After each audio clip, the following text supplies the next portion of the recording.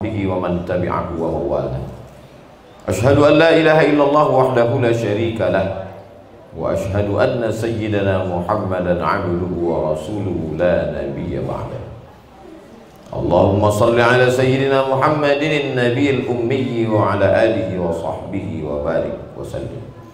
قال الله تعالى في القرآن العظيم وهو أصدق القائلين: أعوذ بالله من الشيطان الرجيم.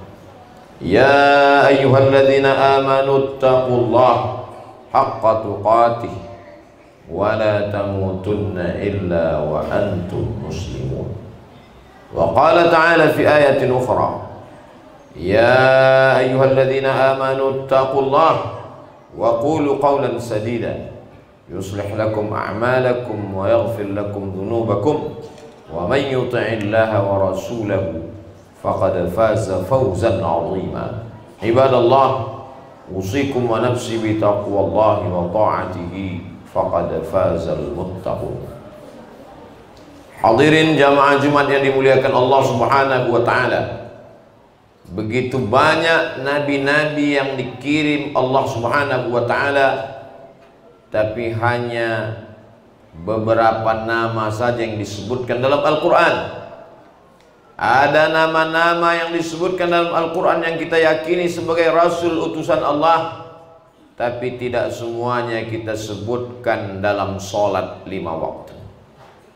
Disebut sholawat itu dengan sholawat namanya, karena memang namanya disematkan setelah nama Sayyidina Muhammad sallallahu alaihi wasallam. Allahumma salli ala Sayyidina Muhammad wa ala ali Sayyidina Muhammad kama sallaita ala Sayyidina Ibrahim wa ala ali Sayyidina Ibrahim. Allahumma barik ala Sayyidina Muhammad wa ala ali Sayyidina Muhammad kama barakta ala Sayyidina Ibrahim wa ala ali Sayyidina Ibrahim. Disebut dengan salawat Ibrahimiyah karena menyebut nama Sayyidina Ibrahim alaihi salam. Mengapa mesti nama Ibrahim? Kalau alasannya bapak manusia, pastilah Adam. Kalau ulul azmi, di sana ada Nuh dan di sana ada Nabi Musa alaihi salam. Kalau mukjizat lahir tanpa ayah, ada Nabi Isa alaihi salam. Yang pertama, karena Nabi Ibrahim alaihi salam adalah titik temu antara Bani Israel, Yahudi dan Nasrara. Ketika mereka mengaku mengikut Nabi Musa alaihi salam, maka sesungguhnya Musa adalah keturunan dari Nabi Ibrahim alaihi salam yang mempunyai anak laki-laki bernama Ishak. Ishak punya anak laki-laki bernama Yakub. Yakub punya anak laki-laki bernama Yusuf. Yusuf punya saudara bernama Yahuza. Keturunan Yahuza melahirkan Nabi Musa alaihi salam. Dari jalur lain melahirkan seorang laki-laki bernama Imran. Imran punya anak perempuan bernama Maryam. Maryam punya anak laki-laki bernama Isa alaihi salam. Sedangkan Nabi Ibrahim juga mempunyai anak laki-laki dari Sarah, dari Hajar bernama Ismail alaihi salam. Ismail memiliki keturunan-keturunan sampailah yang disebutkan Nabi Muhammad SAW kepada Adnan. Disebut dia dengan Al-Adnani karena keturunan Sayyidina Adnan. Muhammad SAW, anak Abdullah, anak Abdul Muttalib, anak Hashim, anak Abdi Manaf, anak Qusay, keturunan Adnan, keturunan Ismail, anak kandung Nabi Ibrahim alaihissalam. Maka titik temu terdekat antara Nabi Musa, Nabi Isa dan Nabi Muhammad SAW bertemu nasab mereka pada Sayyidina Ibrahim alaihissalam. Nabi Ibrahim alaihissalam terlahir dari seorang yang disebutkan dalam Al-Quran. Wa idh qala Ibrahim li abihi azara atattakhidhu asnaman alihah. Ibrahim berkata kepada bapaknya Azar, mengapa engkau menyembah berhala? Mengapa engkau menjadikan berhala-berhala itu sebagai Tuhan? Apa kata Azar, bapak Ibrahim? La illam tantahi, kalau engkau tidak berhenti menceramahi aku, kalau tidak berhenti mendebat aku, kalau engkau tidak berhenti untuk mengkritik aku, la arjumannaka, aku akan lempar kamu pakai batu sampai mati. Wahjurni maliya, tinggalkan aku. Apa jawab Nabi Ibrahim alaihissalam? Salamun alaika, keselamatan untukmu wahai ayahku.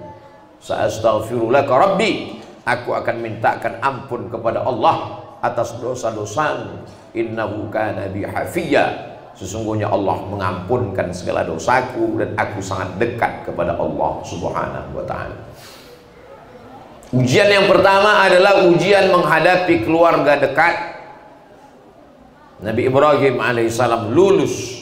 Berapa banyak orang berhasil mendakwahi orang lain, orang jauh, tapi ketika berhadapan dengan keluarga dekat, maka Nabi Muhammad SAW ketika turun wahyu kepadanya, apa kata Allah? Wa anzir ashiratakal aqrabin, berikanlah peringatan kepada kerabat-kerabat dekat. Lulus menghadapi orang dekat. Ujian itu terus berlanjut. Nabi Ibrahim alaihissalam menghadapi umat yang ketika itu mempercayai bahwa perputaran bintang gemintang, matahari, bulan, bumi, peredarannya mengelilingi matahari mempengaruhi nasib manusia, yang diyakini orang sampai sekarang disebut dengan astrologi, perbintangan, ramalan. Maka Nabi Ibrahim berkata, ketika Nabi Ibrahim melihat bulan, ramma ra'al qamara bazighan qala hadza rabbi. Ketika Nabi Ibrahim melihat bulan, dia berkata, inilah Tuhan. Falamma afala qala la uhibbul afilin. Ketika malam tiba nampak bulan purnama, ini Tuhan. Ketika siang datang, bulan menghilang. Kalau begitu dia bukan Tuhan, karena Tuhan tidak mungkin hilang. Falamma ra'al syamsa bazighatan qala hadza rabbi hadza akbar. Ketika di siang hari dia melihat matahari terang benderang, panas terik, inilah Tuhan, ini lebih besar daripada bintang-bintang, daripada bulan. Ini lebih besar, berarti ini Tuhan. Falamma afalat, ketika malam tiba matahari menghilang. Tuhan tidak pernah hilang, berarti dia bukan Tuhan. Ada sebagian orang mengatakan Nabi Ibrahim sedang mencari Tuhan. Nabi Ibrahim bukan filosof. Filosof yang mencari Tuhan. Sedangkan nabi-nabi menerima wahyu yang dikirim Allah subhanahu wa ta'ala melalui malaikat Jibril alaihissalam. Lalu mengapa Nabi Ibrahim mengatakan bulan Tuhan, matahari Tuhan, lalu dia sendiri yang membatalkannya? Dia ingin menjelaskan logika akal bahwa matahari bukan Tuhan, bulan bukan Tuhan, bintang gemintang bukan Tuhan. Semuanya adalah makhluk ciptaan Allah subhanahu wa ta'ala. Nabi Ibrahim sedang diajarkan dan mengajarkan kepada manusia bahwa yang menghilang, yang lenyap, Allah subhanahu wa ta'ala hayyun maha hidup, la yamutu, tidak mati, kekal selama-lamanya. Diajarkan dalam tauhid ahlu sunnah wal jamaah, wujud maha ada, qidam tidak berawal, baqa tidak berakhir, mukhalafatuhu lil hawadis, dan dia tidak sama dengan makhluk. Laisa kamitslihi syai'un, dia tak sama dengan apapun. Walam yakul lahu kufuwan ahad, dia tidak setara dengan makhluk Allah subhanahu wa ta'ala. Nabi Ibrahim menghadapi umat yang menyembah bintang gemintang, dan dia lulus berhadapan dengan mereka. Argumentasi mereka patah, dipatahkan oleh kekuatan akal Nabi Ibrahim. Ujian itu datang silih berganti.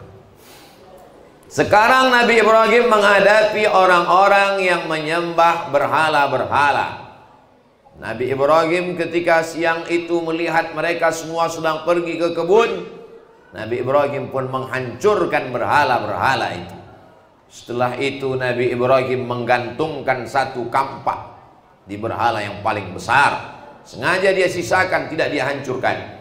Petang hari masyarakat pulang, mereka terkejut Mereka sudah menduga ini pasti ulah Ibrahim alaihissalam. Mereka menangkap Nabi Ibrahim. Lalu mereka bertanya, "A anta fa'alta hadza bi alihatina ya Ibrahim?"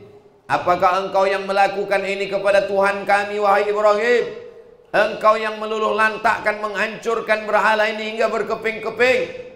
Nabi Ibrahim menjawab, "Bal fa'alahu kabiruhum hadza." Yang melakukan ini adalah patung yang paling besar. Fas'aluhu in kanu yantiqun. Kalau kamu tidak percaya, tanyalah sama patung-patung berhala-berhala itu. Berhala tidak bisa bicara. Kenapa Nabi Ibrahim mengajak mereka untuk berbicara kepada berhala? Karena selama ini mereka mempertuhankan, menyembah, meminta, menjauhkan mudarat, mendatangkan manfaat. Hari itu perbuatan Nabi Ibrahim menyadarkan akal pikiran mereka. Kalau membela dirinya saja tidak bisa, apalagi membela kamu. Kalau menolong dirinya saja tidak sanggup, apalagi menolong kamu. Ternyata mereka yang kalah dengan otak, dia akan pakai otot. Mereka yang kalah berargumentasi, dia akan pakai kekuasaan untuk melawan. Nabi Ibrahim seorang diri. Apa kata raja? Harriquhu, nyalakan api, bakar dia. Saat itu mereka pun memasukkan Nabi Ibrahim alaihissalam ke tumpukan api unggun yang siap meluluh lantakkan darah, daging, tulang, kuku Nabi Ibrahim. Ketika itulah mukjizat datang. Apa kata Allah? Ya nar, wahai api, kuni bardan, jadilah engkau sejuk, wasalaman, selamat ala Ibrahim, terhadap Nabi Ibrahim. Hakikat api adalah membakar. Saat itu tabiat api ditundukkan Allah. Nabi Ibrahim keluar dari api yang menyala dalam keadaan kedinginan. Karena Allah mengatakan bardan, sejuklah engkau, tapi tidak sejuk yang membuat beku dan mematikan. Allah tutup kalimatnya dengan salaman, sejuk tapi selamat. Karena ada juga orang yang mati dalam kedinginan. Bardan wa salaman ala Ibrahim, engkau menjadi sejuk dan selamat bagi Ibrahim alaihissalam. Jadi kalau ada orang merasa kalau sudah sholat tidak lagi menghadapi ujian hidup, kalau sudah dekat dengan Allah tidak lagi ada musuh, kalau sudah beribadah kepada Allah berarti hidupnya tenang-tenang saja, berarti dia belum memahami hakikat Ibrahim alaihissalam. Orang yang sholat dengan orang yang mabuk dalam menjalani hidup sama-sama kena musibah, sama-sama ada ujian hidupnya.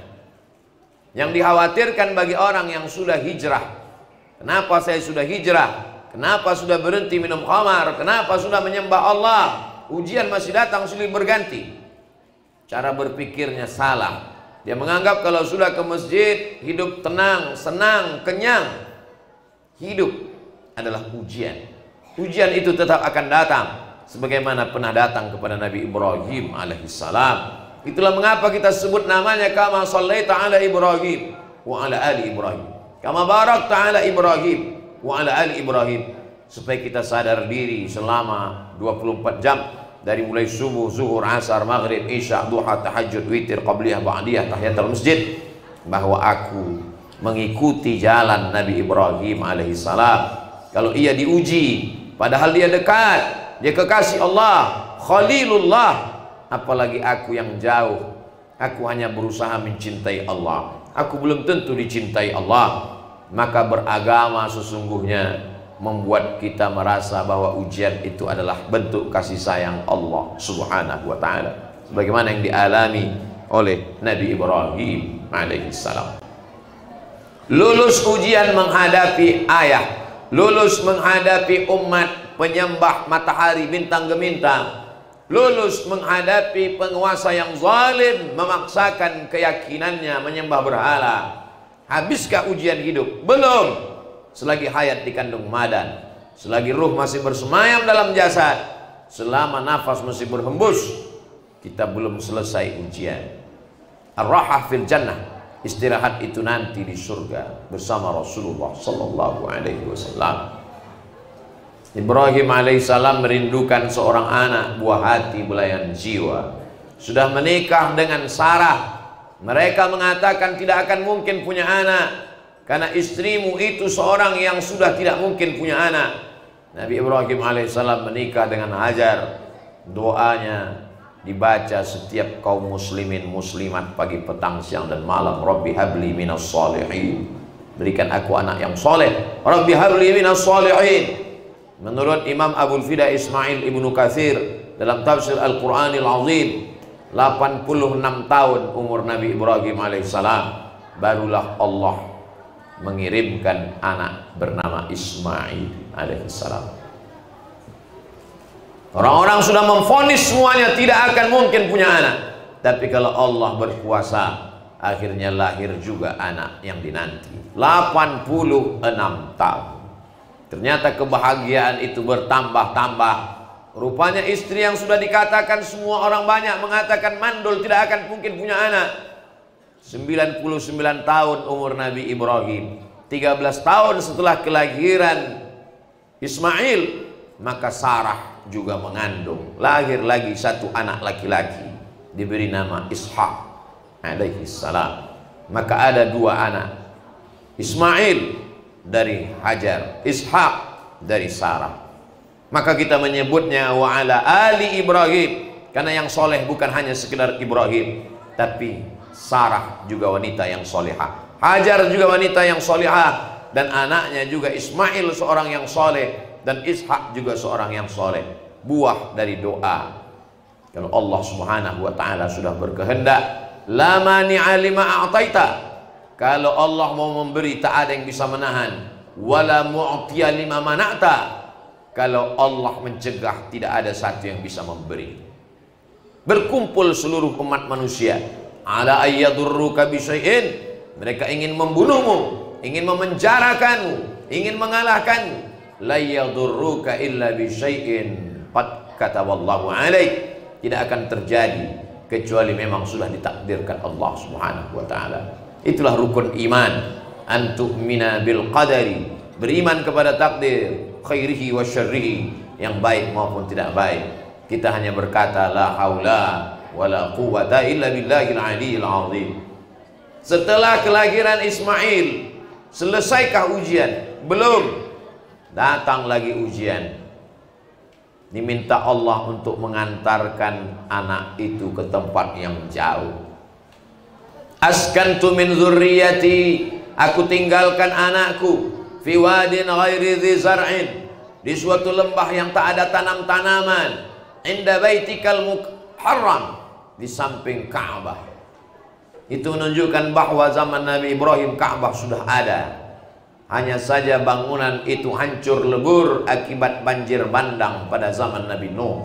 Karena Nabi Ibrahim berkata, askantu min dzurriyyati, aku tinggalkan anakku fi wadin ghairi dzi zar'in, di sebuah lembah yang tak ada tanam-tanaman karena panas kering kerontang, inda baitikal muharram, di samping Ka'bah. Ka'bah sudah ada. Nabi Ibrahim hanya merenovasinya, mengangkat lagi pondasinya, memperbaharui bangunannya.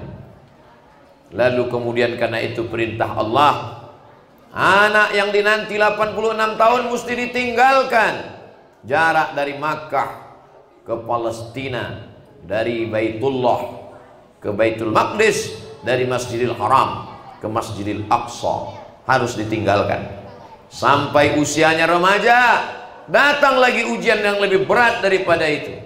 Ya bunayya, wahai anakku, inni arafil manam, aku lihat dalam mimpiku, anni azbahuka, aku menyembelih lehermu, fanzur madza tara, apa pendapatmu wahai anakku. Puncak dari ujian adalah memberikan yang tersayang. Allah tidak meminta untanya, Allah tidak meminta kambingnya, Allah tidak meminta lembunya. Yang diminta Allah adalah nyawa anaknya yang sudah dirindukan seumur hidup.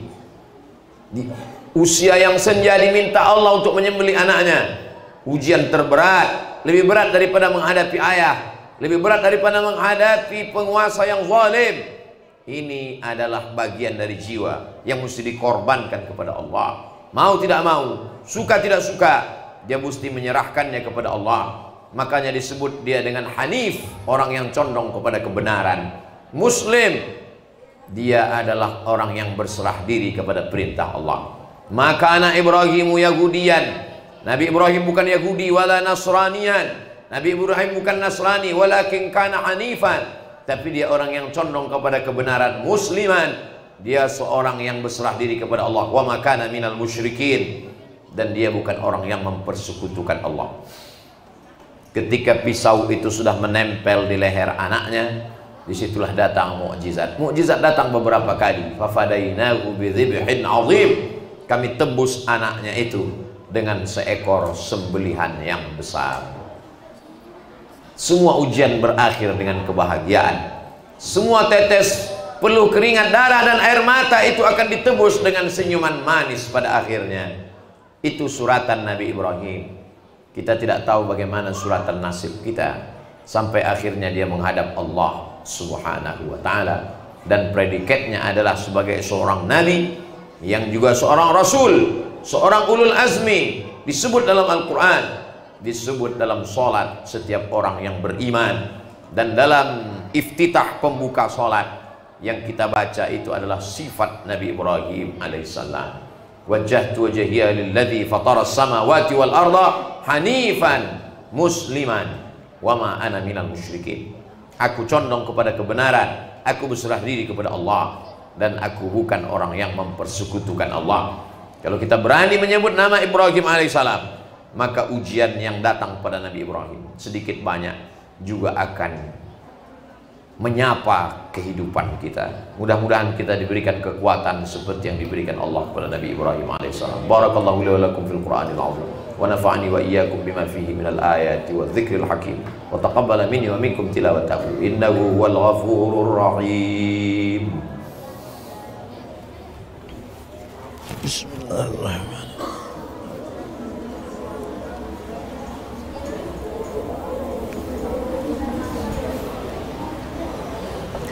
Alhamdulillahi rabbil alamin, wassalatu wassalamu ala ashrafil anbiya'i wal mursalin, sayyidina wa maulana Muhammadin wa ala alihi wa sahbihi wa man tabi'ahu ila yaumiddin. Ashhadu an la ilaha illallah wahdahu la syarika lah, wa ashhadu anna sayyidina Muhammadan abduhu wa rasuluhu la nabiyya ba'dah. Allahumma salli ala sayyidina Muhammadin an-nabiyil ummi wa ala alihi wa sahbihi wa barik wa sallim. Qala Allah ta'ala fil Qur'anil azim wa huwa asdaqul qailin. A'udzu billahi minasyaitonir rajim. Innallaha wa malaikatahu yusholluna 'alan nabi ya ayyuhalladzina amanu shallu 'alaihi wa sallimu taslima. Allahumma ighfir lil muslimina wal muslimat wal mu'minina wal mu'minat al ahya'i minhum wal amwat bi rahmatika ya arhamar rahimin. Allahumma ansur ikhwanana al mujahidin fi Falastin wa fi kulli makan min masyariqil ardi ila magharibiha. Ibadallah, usikum wa nafsi bi taqwallahi wa ta'ati faqad fazal muttaqun. Innallaha ya'muru bil 'adli wal ihsan wa ita'i dzil qurba wa yanha 'anil fahsya'i wal munkari wal baghi ya'idzukum la'allakum tadhakkarun. Fadhkurullahal 'azima yadhkurkum was'aluhu min fadlihi yu'tikum wa la dzikrullahi akbar wallahu ya'lamu ma tasna'un. Aqimis shalah.